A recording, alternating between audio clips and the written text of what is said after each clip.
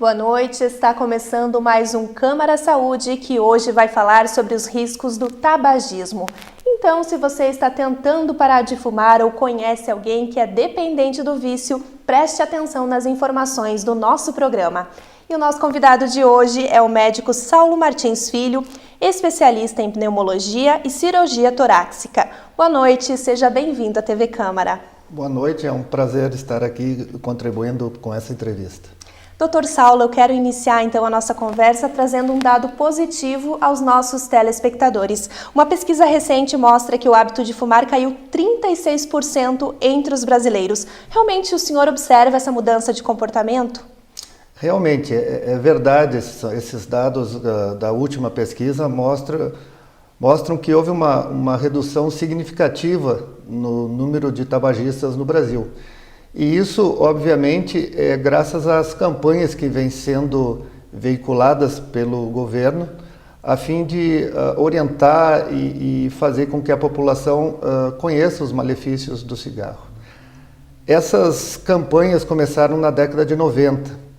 E a gente sabe que o auge do tabagismo foi na década de 70 e 80, graças ao marketing, né, que era muito agressivo naquela época.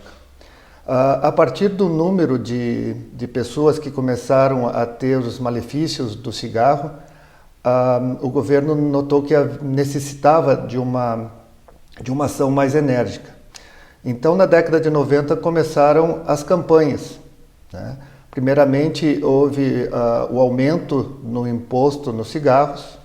Posteriormente, começaram as campanhas mais veiculadas à população, né, com a introdução daquelas imagens que mostravam realmente o dano causado pelo cigarro. E, posteriormente, veio, no final da década de 90, as leis, né, que controlavam o uso do cigarro em ambientes fechados. Todas essas ações, né, contribuíram para que hoje nós tenhamos esses resultados benéficos no ponto de vista de saúde populacional. E realmente essa mudança no status do cigarro, que deixou de ser uma coisa bonita, como a gente vinha lá nos anos 80, né, as pessoas vinham nos comerciais de televisão para ser alguma coisa que já não é tão aceito pela sociedade hoje em dia. Então, realmente, isso também impactou. Sem dúvida, o marketing do cigarro sempre foi muito inteligente, até porque é uma indústria que movimenta bilhões de dólares por ano. Então, se nós formos ao início da época do consumo de cigarro, nós vamos para o início do século passado, onde fumar era uma questão de masculinidade. E isso se expressou muito através do cinema. Se nós lembrarmos os atores e as atrizes daquela época de 20, 30, 40, o cigarro era visto como um status, né? A pessoa que estava bem posicionada socialmente, a pessoa que tinha uma boa condição de vida, ela fumava, né? E isso foi gradativamente usado posteriormente na televisão, né? Na década de 50, quando as pessoas começaram a ter televisão em casa, começaram as propagandas, né? Começaram as propagandas do cigarro. A indústria do cigarro também foi muito esperta na década de 70, que viu com a revolução sexual da década de 60 que não precisava mais veicular exclusivamente aos homens. Então começou a campanha das mulheres fumarem também. E qual foi a estratégia? Além do status, além de pessoas bonitas, charmosas e bem posicionadas, começaram os esportes radicais, né? Se nós lembrarmos, na época, a Fórmula 1, esportes eram todos veiculados e patrocinados por grandes empresas, né? Quem não lembra os carros com vários e vários anúncios de cigarros, de indústrias tabaqueiras, né? Também as explorações da África com a famosa Camel Truff, né? Então tudo isso levou a pegar uma segunda parcela que seriam os jovens, né? E esse é o ponto crucial da nossa conversa também, né? Quando que a gente começa a fumar, né? Que idade é influenciado o início do tabagismo? E, doutor Saulo, a partir de tudo isso que o senhor está falando, da criação de leis, né, também que proíbem o fumo no ambiente fechado, a sociedade passou a não aceitar tanto, né, este hábito, como a gente observa atualmente. Eu acredito que começou a valer a lei do não tabagista, né? A pessoa, obviamente, o cigarro, o tabagismo é uma opção pessoal, né? A pessoa escolhe que vai fumar. Mas também tem aquela parcela da sociedade cada vez maior que gostaria de não estar exposto ao ambiente com cigarro. E eu acredito que são essas as leis que fazem com que a gente tenha, que essa parcela da população esteja protegida, né, na sua escolha, né, de preservar a saúde. Como eu disse no início do programa, então 36% de redução entre os brasileiros no consumo do cigarro. Mas ainda assim, em todo o mundo, é grande o número de mortes, doutor Saulo. Se nós pegarmos no Brasil, por exemplo, como nós havíamos falado, na década de 70, 80, existia 36% de fumantes. Na América Latina, a gente sabe que ficávamos parecidos com os maiores consumidores, que é o Chile, a Cuba, né, Uruguai e Argentina. Essas campanhas trouxeram para 14, 15% de tabagismo. Mas mesmo assim a gente fala hoje em 156 mil mortes por ano relacionadas ao cigarro, né? Os fatos mais impressionantes é que 50% das mortes evitáveis seriam pelo consumo de cigarro, né? Hoje, nós teríamos ao redor de 20 milhões de fumantes no Brasil.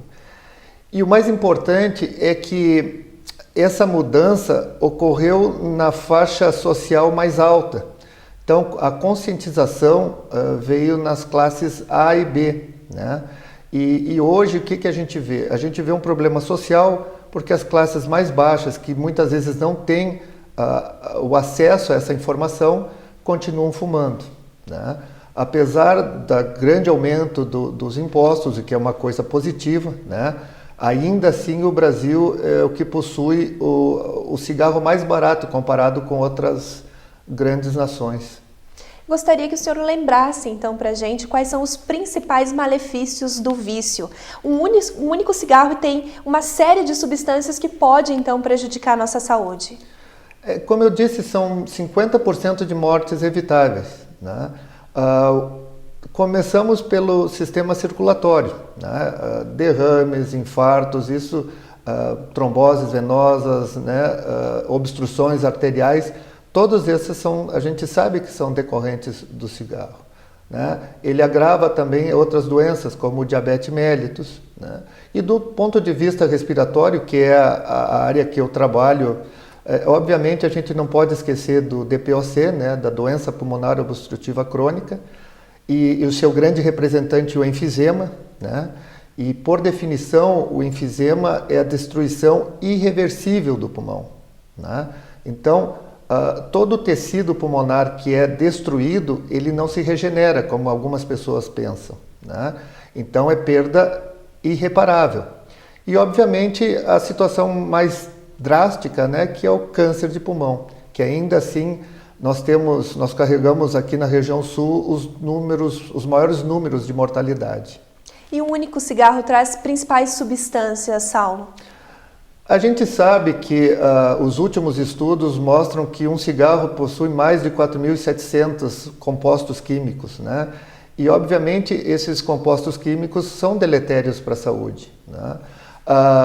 Existem substâncias cancerígenas, que já foi comprovado, e isso é interessante, a história, que na década de 50 foram os primeiros trabalhos associando o cigarro com o câncer de pulmão. E, obviamente, tem a droga, né? O cigarro tem a nicotina, né? E a nicotina é que faz a adição, que faz a necessidade da pessoa continuar fumando, né? A nicotina é uma droga, né? É uma droga que age no sistema nervoso central e ela tem os mesmos receptores que a cocaína, né? Então, o cigarro não deixa de ser uma droga legalizada. E quando que a pessoa que está consumindo o cigarro, ela é considerada de fato viciada? Na verdade, quando começa a usar diariamente, a gente já tem essa situação de vício, né? Na verdade, a gente gostaria de falar em hábito, né? Porque uma pessoa, é um paciente que precisa de um cuidado extra, né? E obviamente, deve partir da pessoa a procura, a vontade de parar de fumar, né? Toda vez que a gente induz, toda vez que a gente força um indivíduo a fazer uma situação que não gosta, ele vai, a princípio, rechaçar essa ideia, né? Então, o ideal para tratar o paciente ou a pessoa que fuma é deixar que parta de si a vontade, né, de abandonar o cigarro.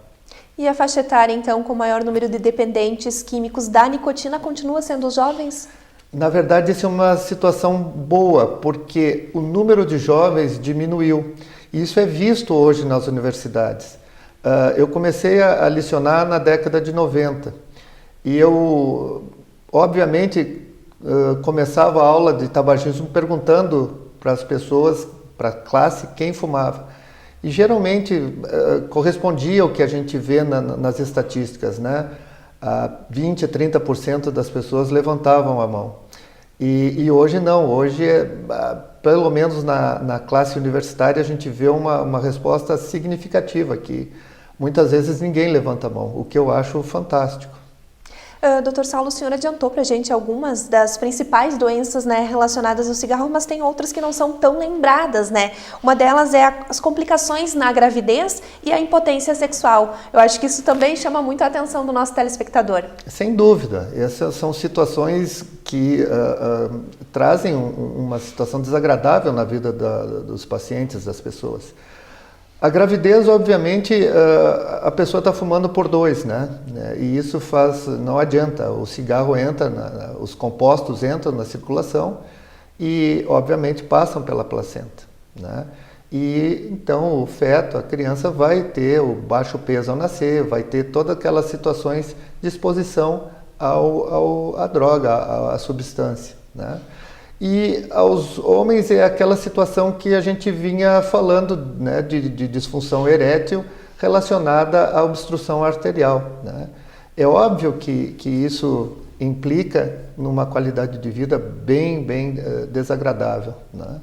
E são situações evitáveis, é isso que a gente tem que salientar, né? E uma coisa também que a gente observa muito nas pessoas que costumam fumar com frequência é o envelhecimento precoce. Com certeza, né? É uma exposição diária a substâncias deletérias, né?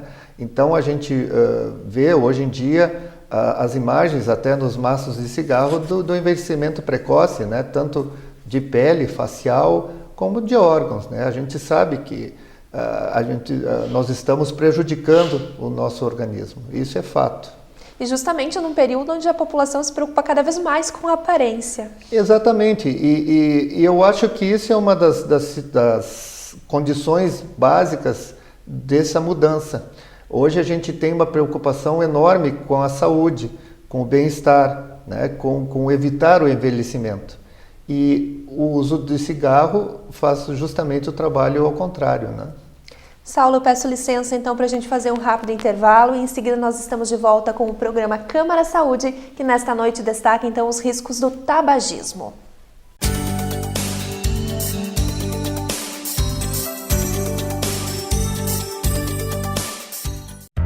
A Câmara de Vereadores está com você.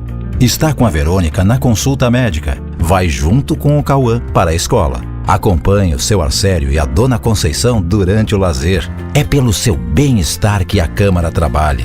E é com a sua presença que vamos fazer mais pela nossa cidade. Vem participar, vem transformar, vem acontecer. Câmara de Vereadores de Passo Fundo. Transformando a vida de todos nós.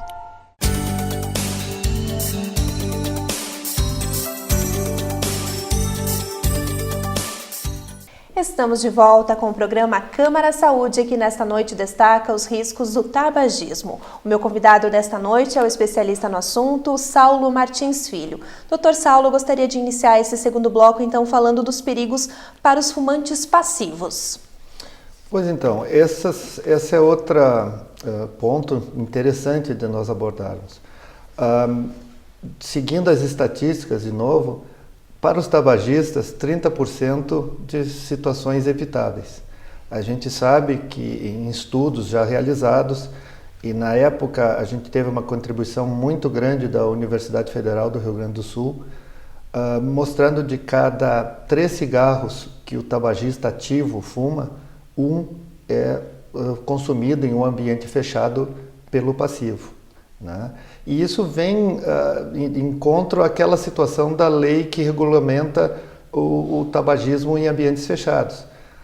Como tu bem lembrou há pouco, antigamente nós entrávamos em alguns locais onde existia uma névoa de cigarro, né? E não havia aquela possibilidade de não fumar.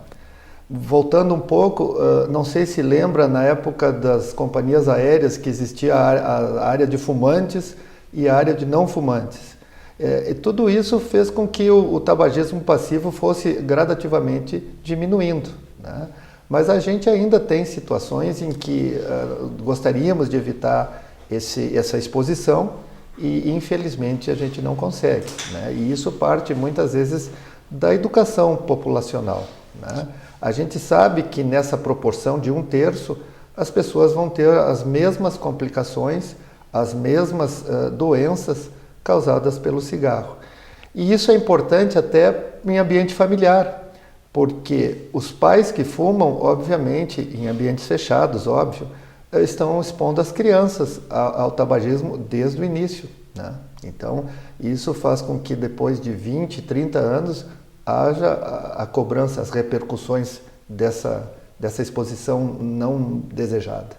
E qual é a primeira coisa que a pessoa deve fazer, então, ao decidir parar de fumar?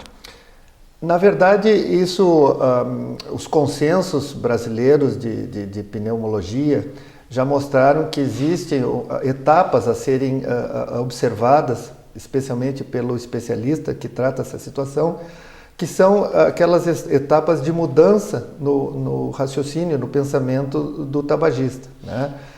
São 5 etapas e, obviamente, a primeira se chama não contemplativa, é aquela situação em que o tabagista nem pensa em fumar, nunca se orientou, nunca buscou informações a respeito disso. Na minha opinião, a fase mais importante é a seguir, que é aquela contemplativa, quando a pessoa começa a pensar em parar de fumar, começa a se informar e começa a ficar preocupada, né, com os malefícios do cigarro. E assim por diante. Então ele procura o médico e aí sim, nós temos a possibilidade de orientar e ajudar no tratamento. Infelizmente, a gente tem casos de pessoas que comentam, né, conosco: eu tentei parar de fumar, mas não consegui, voltei, tentei de novo, não consegui. Realmente, esse processo ele é muito comum. É muito comum e é um ponto crucial. Continue tentando. Uma hora a gente vai conseguir. Os estudos mostraram, e são estudos, então a gente tem que considerá-los, o homem tem mais facilidade para parar de fumar, né? Espontaneamente, inclusive. A gente sabe de cada 10 homens que põem a fase contemplativa em ação, cerca de 60% a 70% conseguem, na primeira tentativa, inclusive. A mulher, infelizmente, é mais difícil e a gente tem como orientação, tem como dados a dificuldade por algumas situações, como estar incluído na depressão, naquela situação de associação ao ganho de peso, né? Então, a mulher, geralmente, a primeira tentativa de sucesso é ao redor de 30%. Então, existe esse grupo que precisa de apoio, né? E essa situação, então, é que o médico pode ajudar. Realmente as mulheres se preocupam muito, né, com a aparência, essa questão do peso às vezes pode contar muito, mas tem que lembrar que esse ganho ele é temporário. Justamente, na verdade ocorre porque o cigarro bloqueava uma situação muito interessante, muito necessária, que era o olfato e o paladar, né? O tabagista ele perde esses dois sentidos, né? De uma maneira, obviamente, não drástica, mas existe a redução. E nós temos que lembrar que essas drogas entram no metabolismo também. Então, é mais difícil de fazer essa desintoxicação, né? Mas o ganho de peso ele é temporário e hoje a gente tem como noção, tem como participação diária a nossa vida ativa, né? Então o cuidado com a alimentação após esse ganho de peso vai acontecer. E doutor Saulo, quais são os tratamentos mais recomendados então pelos especialistas para quem deseja parar de fumar e não está conseguindo aí de forma sozinho ou com a ajuda da família? É fundamental nós respeitarmos as etapas, né? Forçar as pessoas a fazer o que não gostam realmente não vai funcionar. A partir da fase contemplativa e a fase de ação, quando ela procura o médico, aí sim, aí nós podemos orientá-las e fazer com que essa ação se torne plena. E é importante salientar que aqui em Passo Fundo, e obviamente em alguns locais do Brasil, existe o tratamento pelo SUS, né? Nós sabemos que existem várias situações em que existem grupos de apoio, e aqui em Passo Fundo existe, né? A Secretaria da Saúde disponibiliza esse grupo que vai ajudar, né, através de reuniões, o início desse processo de cessação do tabagismo. E, obviamente, junto com esse grupo de apoio, junto com essa situação, existem as drogas, em que a gente vai ponderar a necessidade ou não do uso. Realmente esses grupos são importantes porque eles trazem um acompanhamento psicológico também para a pessoa que está aí tentando se livrar do vício. O acompanhamento psicológico é fundamental, mas a divisão de ideias, né, a participação das pessoas, né, mostrando os seus problemas, o que prejudica, talvez, quais são os empecilhos para parar de fumar, muitas vezes não é de uma pessoa, mas sim de várias pessoas daquele grupo. Então, essa divisão de problemas, essa discussão de situações comuns é fundamental, né? A gente vê basicamente que não está sozinho, né? Que existem pessoas com o mesmo problema, né? E não existe um tempo médio entre uma pessoa e outra para parar de fumar, ou seja, depende de cada organismo. Na verdade, a fundamental é a força de vontade, né? A força de vontade ela é de graça, né? A gente não precisa comprar que nem um remédio. Na verdade, eu digo que a gente economiza em duas situações. Primeiro, não comprando remédio. Segundo, não comprando cigarro, né?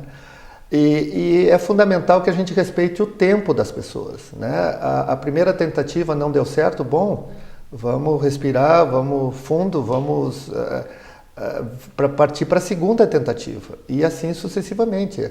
Não existe um número certo de tentativas. Existem aquelas situações em que, no momento certo, a pessoa consegue parar de fumar.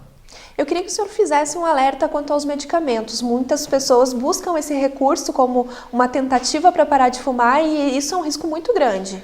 É o santo grau do tabagismo, né? Eu acho que isso é a situação que a gente tem mais dificuldade de orientar. O cigarro é uma droga e a gente combater com outra droga, a princípio, não seria uma boa ideia no início, né? Então, geralmente as pessoas vão à consulta e a primeira pergunta que fazem é se o especialista pode dar o remédio para parar de fumar. E eu não acho que seja correto, né, na primeira consulta, entregar uma receita de uma droga psicoativa. Na verdade, a primeira situação, a primeira conduta que a gente deve fazer é orientar o grupo de apoio, né? E aí sim, a partir disso, a partir de uma orientação com o psicólogo, aquela situação que hoje é tão importante, que é o multiprofissionalismo, né? Isso vai fazer com que a gente identifique aquela pessoa que realmente precisa do remédio, precisa desse acompanhamento farmacológico e aquelas que vão conseguir vencer sem a necessidade de medicamentos. E, doutor Saulo, existem alguns mitos que envolvem, então, a pessoa que deseja parar de fumar. A gente já falou sobre o processo de engordar um pouco, no caso das mulheres, isso realmente acontece, mas é de forma temporária. Mas e os adesivos? Eles são tão comercializados e a gente não sabe se realmente eles têm efeito ou não. Eu já cansei de tratar pessoas com adesivo na pele e um cigarro na boca. Então, como eu disse, o importante é não gastar à toa. Né, procurar a orientação, procurar esses grupos de apoio e ver quais são os passos, quais são os mecanismos que a gente vai utilizar para a cessação do tabagismo. Medicamentos existem, gomas de mascar, existem adesivos, existem medicamentos psicoativos, existe o cigarro eletrônico. Então, a empresa do antitabagismo também é próspera, né? Assim como a empresa do tabagismo movimenta bilhões de reais por ano, as companhias antitabagismo da mesma forma.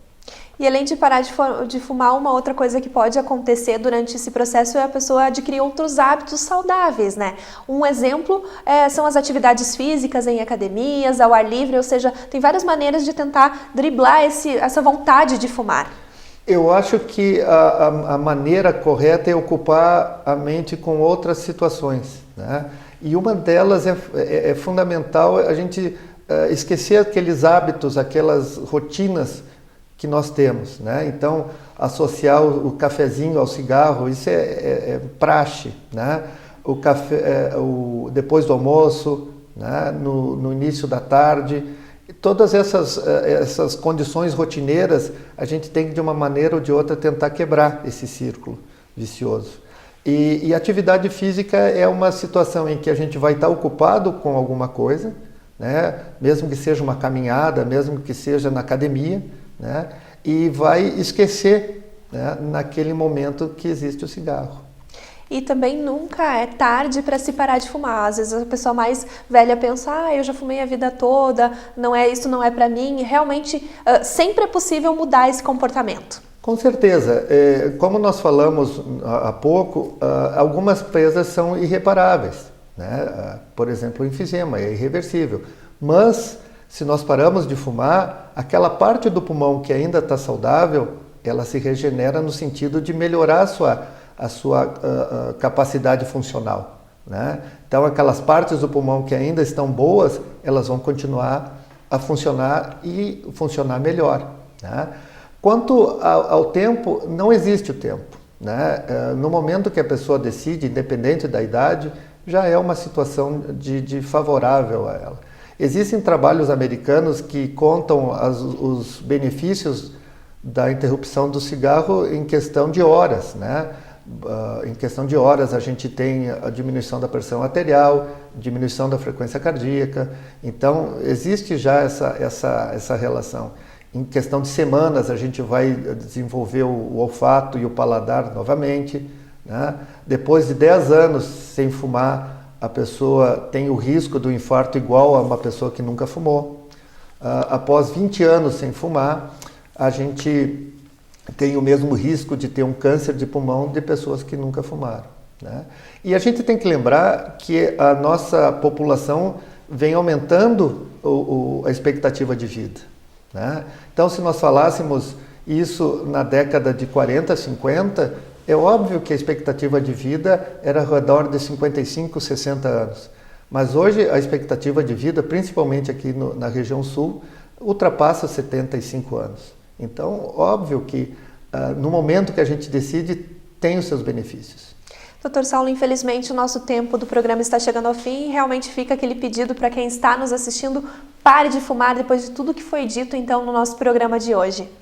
Eu acredito que seja a orientação e a mensagem dessa nossa conversa hoje. Parar de fumar traz as suas vantagens e traz uma qualidade de vida bem melhor. Obrigado. Então, no programa Câmara Saúde desta noite, eu conversei com o Dr. Saulo Martins Filho. Doutor, muito obrigada mais uma vez pela sua participação e por todas as informações que o senhor trouxe no nosso programa de hoje. Prazer participar. Muito obrigado. E você que está em casa, a gente também agradece a companhia. Uma ótima noite e até a próxima semana.